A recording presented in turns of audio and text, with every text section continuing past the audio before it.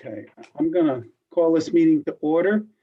Why don't we do the Pledge of Allegiance? I've got a flag in the background. Pledge allegiance to the flag of the United States of America, and to the republic for which it stands, one nation, under God, indivisible, with liberty and justice for all. Welcome to the meeting. You spoke faster. Oh, I did? Okay, our first order of business, we approved the Candlewood Lake Road water line to be sent to the Board of Finance. We've since updated the financials, and the total cost it might reach is $1,939,750. That's about $100,000 than what we approved. So we just simply need to reapprove that with the new amount.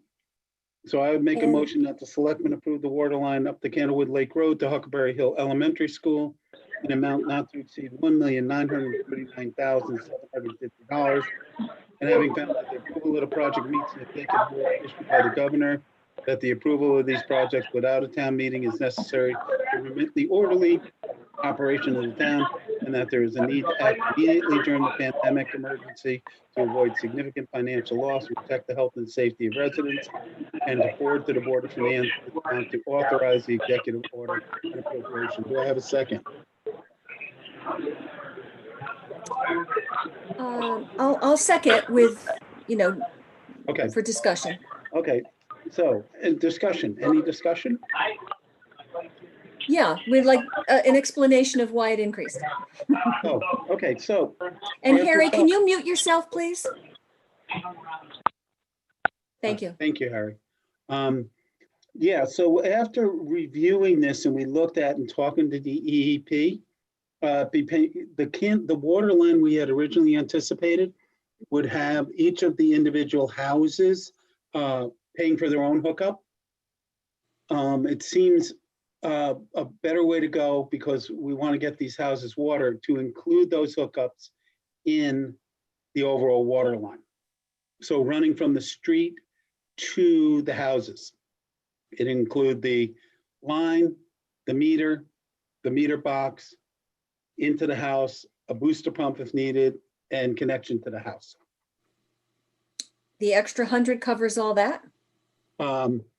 Yes, because we had some savings. So the total increase cost was, if all 30 houses join, it's $8,000 per house. That would be $240,000. But we had some savings elsewhere, so the total amount goes up about 100 and some odd. I don't remember what was the original 102,000 looks like. Yeah. We had approved. So what does this mean to the homeowners? That they will have it to their homes. They have no extra cost, but if they hook up. So what we originally were going to do is have each homeowner hook up on their own separately. Okay. It's less expensive to do it while we're putting the water line in. And if they don't choose to hook up right now, they have to wait 2 years, because we're going to repave the road. So the agreement with the state doesn't allow you to put a line in within 2 years of installing the water line. Steve, can I stop you with a question? Can I ask you one quick question, please? Sure. When we put in other water lines, if we put in any other water lines in residential areas, at those sites, do the individual homeowners pay to get hooked up, or have we also paid for homeowners in other locations? No, in those, the individuals, the business or the homeowner would pay for the connection separately. The issue we have here is that we're working with DEEP, as we've discussed. So what we would do is ask all the residents on the line, do you want to be hooked up now? If they do, we would include that cost in their assessment, not in everybody else's assessment, just their own assessment. So if 10 houses decided to hook up, we charge those 10 and change their assessment. Because it's not fair. Okay, so we would basically be fronting and then getting the money when we assess them? Right, we would pay for it up front, and they would pay for it over the life of the project, which is 20 years. And if they choose not to hook up, They would have to wait 2 years, and then if they chose to hook up, they would just do it on their own and and if work they with the don't, grant. the town is out that money. No, no, town is not out the But money. we would never, we wouldn't recoup it, would we? No, but we would have never spent it in the first place. What we're doing is taking the cost, $8,000 for the hookup from the water line to the house, and we're including it in the project for those residents who want it right now. If you don't See, want can it I, right- no, oh, I'm sorry, go ahead. No, go ahead, finish, I'm sorry. So you will pay for it over the 20 years. If 2 years from now, you want to put a water line in, you can borrow money for 20 years and install the water line or pay cash for it. The cost is the same or about the same. It might go up a little bit 2 years from now. Or 5 So years. basically, we would be financing theirs over 20 years at no interest, because they would be paying us back over 20 years with no No, interest. no, they would pay the same Okay. interest as for the water line. It would just Okay, be okay. included in their assessment. Does that make Okay, sense? so there's no real cost to the town to do this. No. Over the 20 years, we will get our money back. No, there's no cost to the town at all. Okay, okay, We recoup Okay. all of it. okay. That was my main question, so Yeah. I'm all set. Yeah, this is not going to cost the town anything. Does that make sense now? We It will makes sense recoup to it. me. Yeah. It does what- now. It didn't before, but now it does when you have to Well, explain it. Yes. Okay, so what we're going to do is create a little, like we do sometimes with the taxes, create a little calculator for each Mm-hmm. property owner. Here's your assessment. Do you want the hookup? Here's what your assessment will go to. If you don't want the hookup, here's what it is, so they can make a determination. It's a pretty straightforward calculation. Do we have an idea right now how many homes will most likely hook up? My guess, and this is a guess, Sue, is between 8 and 10, And we That's my have guess. 30 potential, and there's 30 potential. offered to 30. Mhm. Yeah, though others may hook up because from talking to Greg, and he's done a lot of research on this, most of the wells in this area are between 30 and 80 feet deep, which is not very deep. That's almost a point well. I don't know, the well at my house is 485 feet. Most wells are well over 250 feet deep. It's just so you get the good, clean water. So we may get more, I don't know. Yeah. I don't know. I would prefer, to hook up to a Yeah, town water than I And- would a well, but yeah, and you're getting a 2% loan over 20 years to put it in. If you wanted to put it in, the time to do it is with the project. Yeah. I mean, how deep is your well, John? I think it's 200. You still on it, Harry? How deep is your well? Our well is about 275, 280. Yeah, so I thought that was just really unusual. Mm. So- Yeah, it does sound unusual. So this is, we want to make sure that we meet all the DEP requirements, right? And this guarantees that we can do that, what they're saying to us. And it's not going to cost the town any additional money. It just goes into the assessment.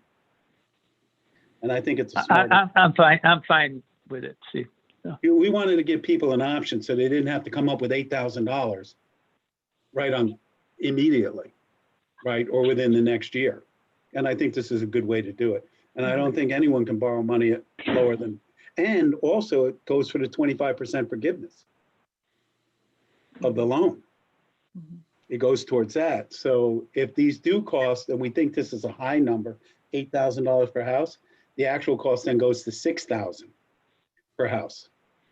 I don't think you can get a much better deal than that. So I would say to residents, go ahead and do it. But it's up to each one what they want to do.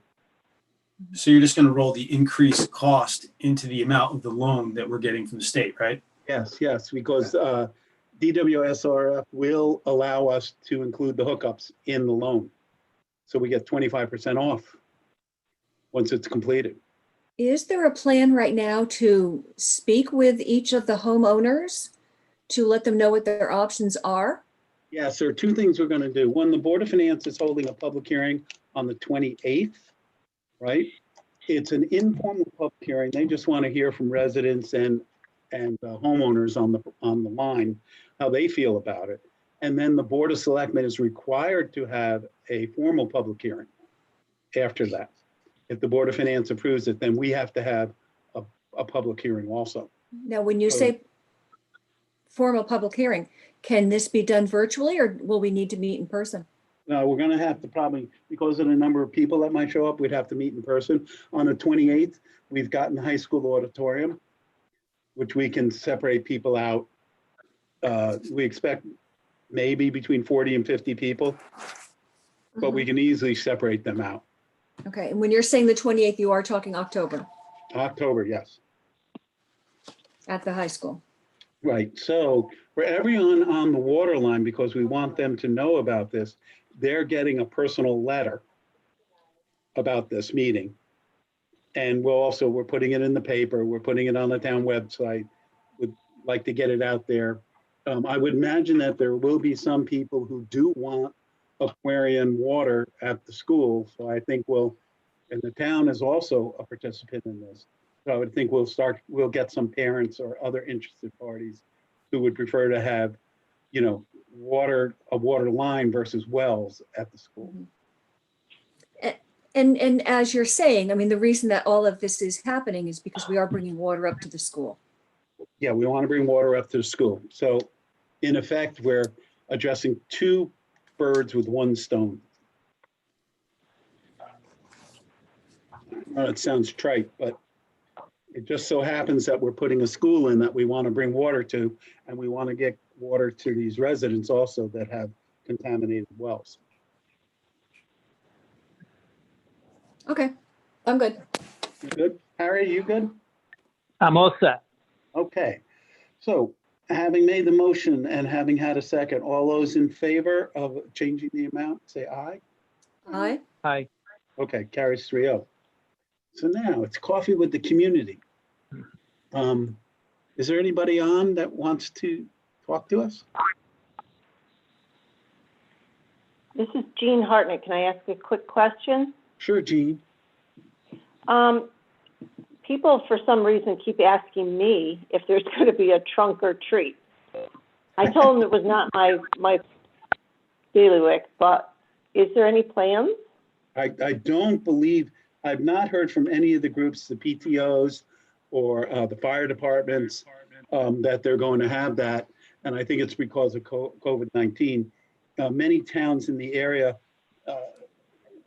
most towns are simply do it safely, knock door to door, keep social distancing. I've not heard of any towns that are actually outlawing trick or treating, but I don't think any of them are having formal events, Jean. And I haven't heard of anything. Nobody's come to me. Sue, Harry, anybody come to you? No, but we were talking earlier about Facebook and how, please, if you've got an issue, please, come to us.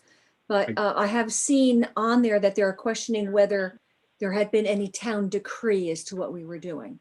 No, So. no, there's no town decree.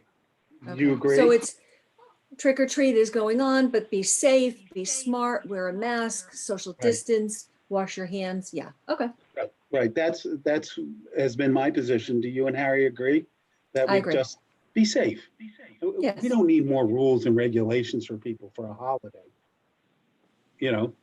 And just our recommendation, be safe, wear a real mask, keep your distance. One of the recommendations is you put candy in a Ziploc bag, put it outside, let kids come take one, wave to them through the door. Yeah. Put out a few at a time so they're not grabbing. Yeah. Yeah. Mhm. Does that answer your question, Jean? Yes, it does. I will pass it on. Thank you. Great. John, you'll put that on Facebook? Make sure everybody in town knows what's going on? Already on it. John's Okay. our connection. Are there any other issues? Anybody else have concerns or things they want to talk to the selectmen about? Looks like we do have someone else on there, but I don't know if they want to speak.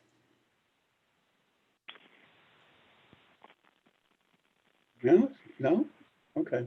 Oh, I thought they unmuted. Actually, hello, this is Daniel Graham. I'm wondering if there's any status on the baseball fields that are being removed from the new school project. Oh, that's a really good question. The NBC is working on that right now. I think that they're working on a plan to, and this hasn't been settled, so take that into consideration, that they're looking at putting 2 fields at Huckleberry, I'm sorry, at Wisconsin, a 90 and a 60. And we've already talked to Iroquois, who owns the land behind the school. And they're willing, again, we're still in negotiation, they're willing to give us some land so we could get 2 of those fields in, one big and one little. But that hasn't been fully decided yet. And I think the NBC is going to be taking that up shortly again. Does that answer? Okay, thank you. Yeah, thank you. Okay. But keep in touch, and if you want, just call my office. We'll get you up, keep you up to date on it. Guess slow night. Any other questions, issues, concerns? Steve, there was a tree at Happy Landings that had been cut down recently. You know? And apparently it was an older tree. And I guess I don't know much about it. I just know that, again, on Facebook, people were complaining that it had been cut down. But do you know anything about that? No, I don't. We can check. Usually Mary tells me if there's going to be something big. I know we had a couple ranches down at Gursky and they're cleaning those up, but I can ask her and we can find out. Yeah, it was something with either ash borers, I guess. Oh, and the tree had been, deteriorating and it may have been dead. So, but people were just curious about how a tree like that could have been cut down. So, yeah, we usually only take trees down one if we know it's got ash borer, and I think we're going to be taking more of those down, and the state is going to give us more guidance. Or if it's dangerous, it's rotted, its center is rotted, or they know that the tree is dying. Right. Usually you can tell, but sometimes you can't. I'm pretty sure it didn't have any leaves on it this year, and that was, a telltale sign. But yeah, I think to get from Mary would be really good to, Yeah, we'll do that. the explanation for it. Yep. Yeah, because we want to keep as many trees as we can. Yeah, Oh, yeah. I hadn't heard anything on it, by way of conservation committee. So, but maybe Yeah, she and can usually- shed some light on that. Alice Dew would also give me a heads up on that. If it had no leaves on it, then it definitely was dead. Yeah, They don't come back. I know that from personal experience. yeah. Any update on 777 Federal? I know they've been doing a lot. It looks great. I just don't know what's going on. Have you heard any rumblings?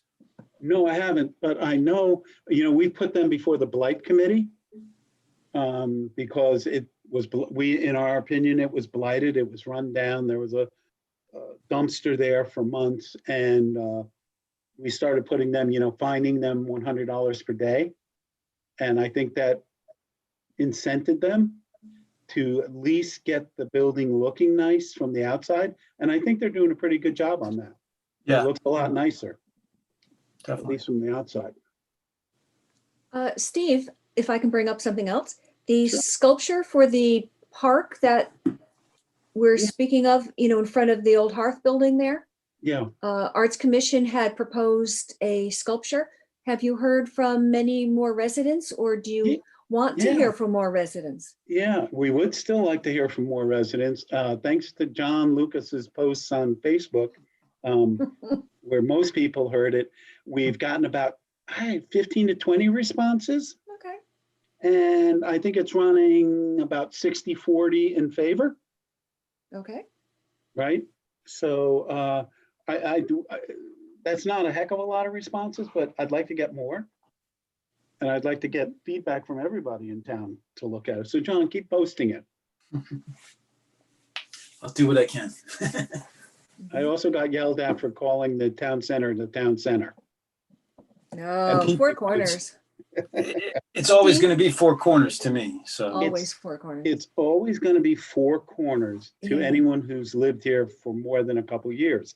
Yeah. There's two problems with this. The zoning commission calls it the town center district, which is, okay, that's what it is. And also, if you go online and look for town center Brookfield, you'll find it. If you look for Four Corners, it's not an address. Only we know. So I understand people, and I encourage people to call it the Four Corners. Yeah. But technically, Steve? zoning calls it town center. Do you have any COVID updates for us? No, well, yes and no. The answer is we're still got a pretty low positivity rate, about 2.4%. I think there are 200, let me just double check that. We did have one death last month from COVID. That would bring our total to 9 in total. Let me just look this up.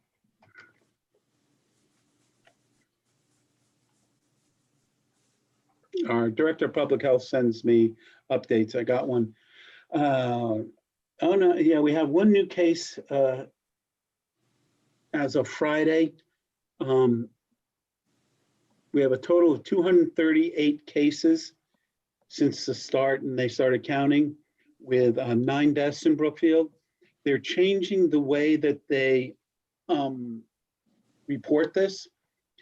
For the first 3 or 4 months, it was putting cases on Brookfield, taking them out of Brookfield, adding 4, taking away 3.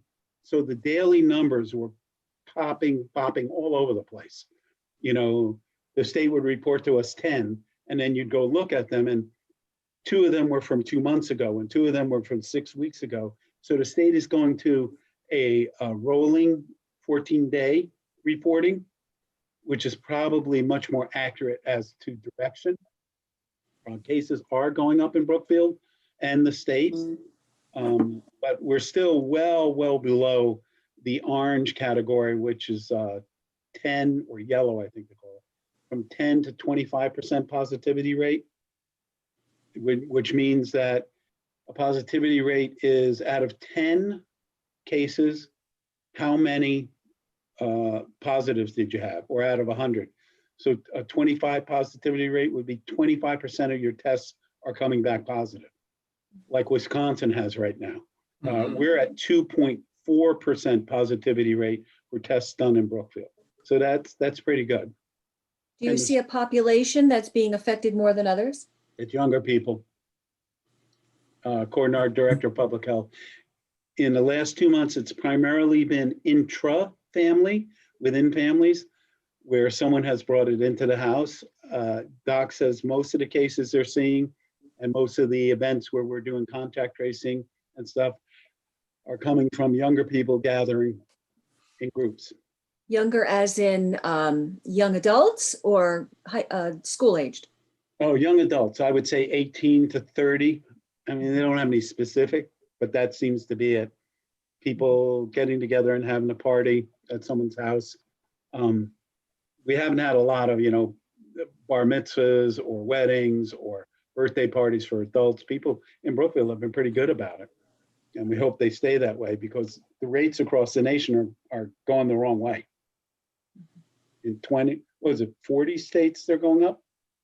I think I saw that this morning. 40 out of 50 states they're going up. That's not the way we want to go. Yeah. Yeah, Saturday, actually, we received an email from Dr. Burrill, saying that the school district was notified that a member of the Brookfield High School community has tested positive for the coronavirus. So I'm assuming maybe that Friday email you got from the health director includes any number that the emails. It might not include that one because it takes a little while for that reporting. I did talk to Dr. Burrill today. They've quarantined 30 people. Oh. And they're going to be testing them, and they've had nothing since then. So they're being very proactive and very quick to trace this and isolate it. And that's what we need to continue to do.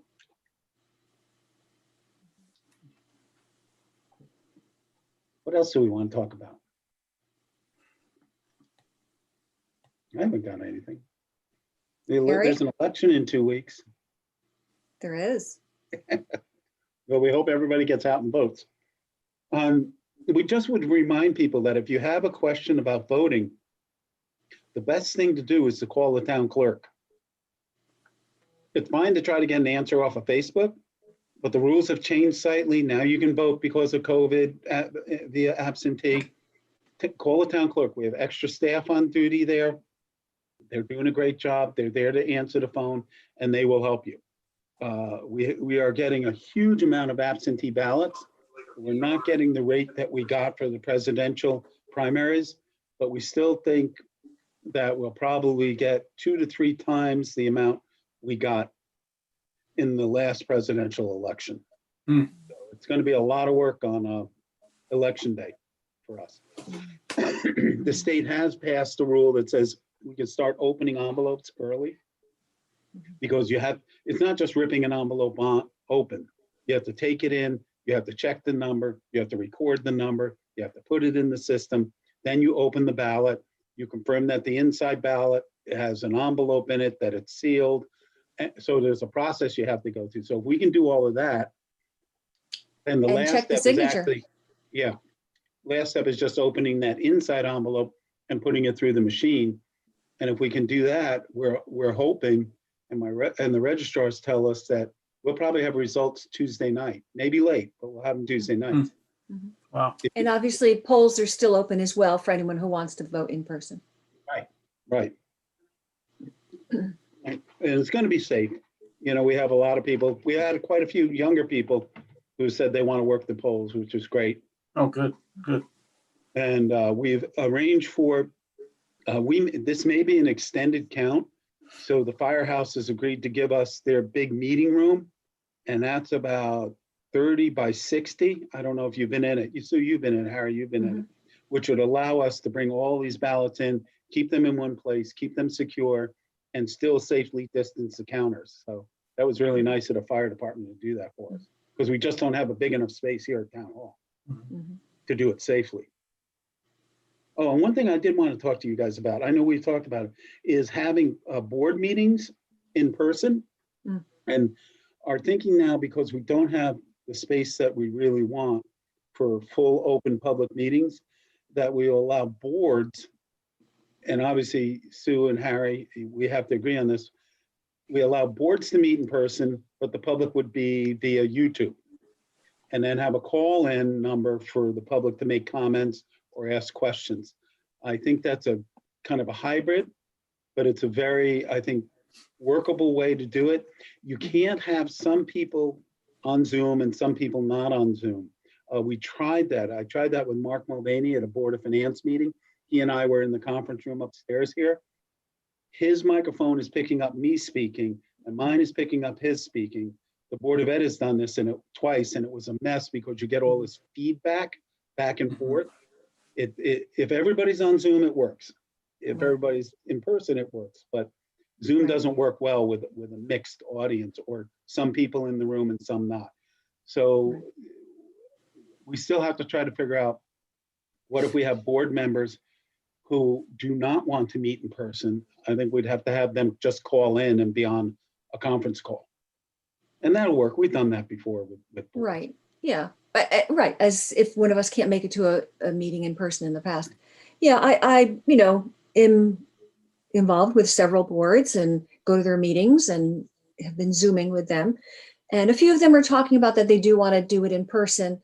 I would think that between the board themselves, they would have to say enough members want to hold it in person to make it a decision that they would make. Otherwise.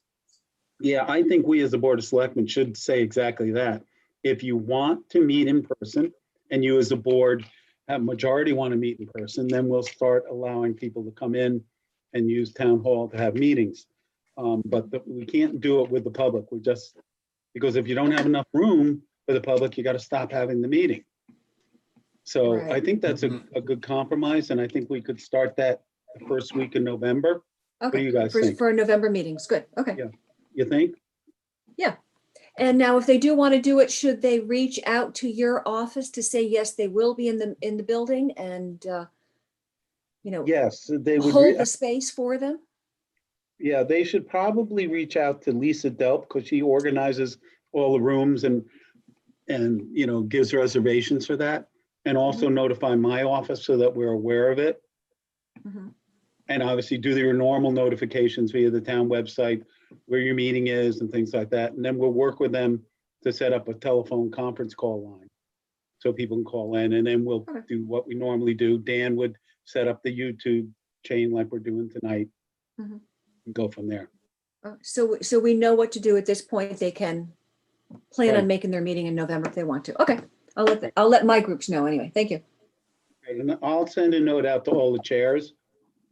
Please. I that think would we be can great. do that safely, don't you think? A couple of them are going to be a little difficult, like zoning has Mhm. 7 members.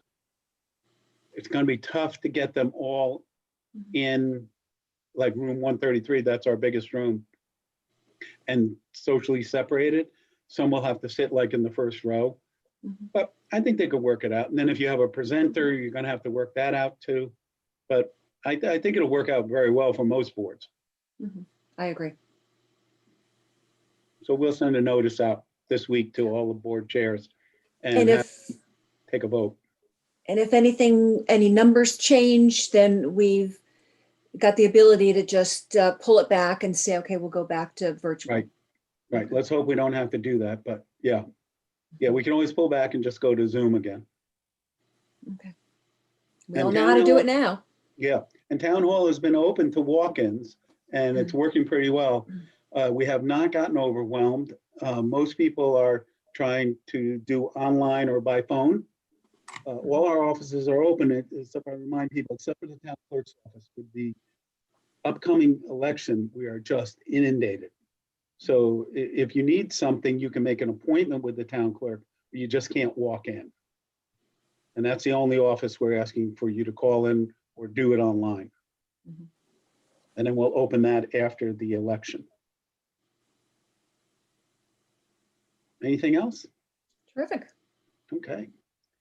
Well, if there's nobody else has any comments, I guess we can adjourn this meeting. Okay. I'll make Okay. a motion to adjourn. Okay, I'll make a second. Okay. All those in And favor? Aye. Aye. It seems to be just the two of us now. Yeah, I think Harry got lost. Okay, Mhm. so thank you, Sue. Thank you, All John. right. Thank you. Good to see you. Take everybody. care, guys. Bye-bye. Okay. Talk to you Take soon. care. Bye.